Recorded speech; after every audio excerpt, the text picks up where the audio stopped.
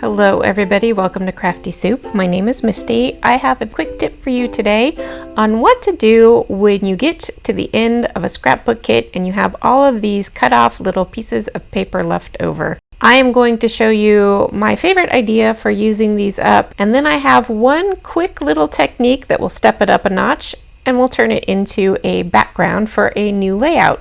So let's go ahead and check that out. With your scraps gathered, grab your favorite basic shape die set. Here I'm using tags, but any shape will work. You can even use punches, but I like the sizing of dies better. You're going to grab a base sheet of cardstock, and then you can figure out how many of these shapes will fit on the background of your base page. With that done, go ahead and line up your first cut on the pattern paper. If you have a more solid color or repeating pattern of paper, that's pretty easy, but if you have something specific like this floral print, then you want to line it up and cut it out how you desire.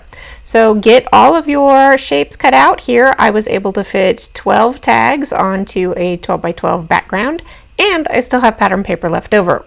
So here's where that little technique will come in. I am going to go ahead and cut strips of this pattern paper, and these are 1/4 inch wide for the size of my tag. Make them bigger or smaller depending on the size of your shape, and this will work with any shape. And then we're going to fold them up in a very specific way to create little faux ribbon toppers for our tags.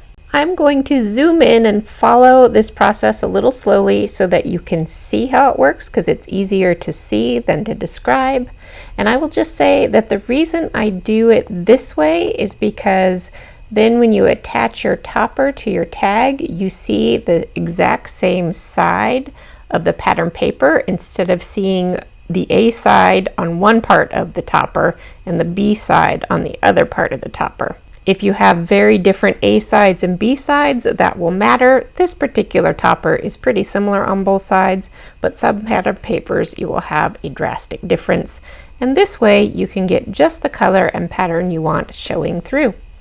And that finishes off this quick little tip video. I hope you appreciated it, and I will be back in the future with more quick tips.